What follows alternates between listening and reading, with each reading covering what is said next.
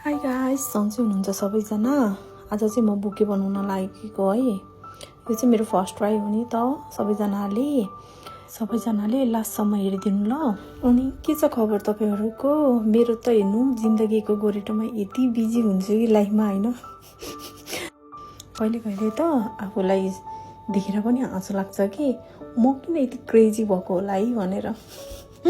मलाई नि यो फ्लावरमा यति धेरै पिरिम बसेछ कि गाइस, यो लत चाहिँ कसरी छुटाउने होला हो। चाहिँ मेरो फर्स्ट ट्राई हो नि त बुके बनाउनको लागेको। कस्तो हुन्छ थाहा छैन, लास्टसम्म हेरिदिनु ल। मन पर्यो भने शेयर कमेन्ट पनि गरिदिनु ल। इफ हजुरहरू इन्ट्रेस्टेड हुनुहुन्छ भने मलाई डीएम गर्न सक्नुहुन्छ। गाइस, मलाई यो बुके बनाउनलाई यति टाइम लाग्यो कि म त बेहोस हुन्छु सम्झिँदा पनि। मेबी 2 घन्टा 3 घन्टा लाग्यो हो मलाई यो एउटा बुके बनाउनलाई। यस्तै छ गाइज, के गर्नु जिन्दगीमा, काम पनि छैन फुर्सद पनि छैन गाइज।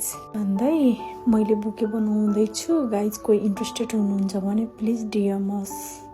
भिडियो लामो हुन्छ किनभने लाइक मलाई बनाउँदै कति टाइम लागेको थियो। मैले कति कट गर्दा पनि बल्ल यति भएको। भिडियो चाहिँ लामो छ, झर्को नमानिकन हेरिदिनु ल लास्टसम्म, किनभने यसमा मेरो 2-3 घन्टाको मेहनत छ नि त गाइस। होप्सो मेरो मेहनतलाई तपाईहरुले माया गरिदिनुहुन्छ। लाइक कमेन्ट शेयर चाहिँ गरिदिन नभुल्नु ल। अरु त के नै छ र गाइस, दिनदिनै भिडियो बनाउँदा त के बोल्ने जस्तो हुने रहेछ कि गाइस। कसैले मलाई कन्टेन्ट देऊ न गाइस। यो फुलको बारेमा मात्रै कति बोल्नु, मेरो बारेमा मात्रै कति बोल्नु। नेक्स्ट भिडियोमा चाहिँ नयाँ कन्टेन्ट लिएर आउनु पर्यो गाइस। तपाईहरुले पनि कस्तो गर्दा ठिक हुन्छ मलाई कमेन्टमा भनिदिनु ल।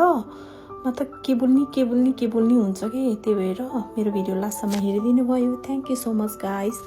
फेरि हामी नेक्स्ट भिडियोमा भेट हुनेछौँ। आजलाई चाहिँ bye bye guys, have a good night.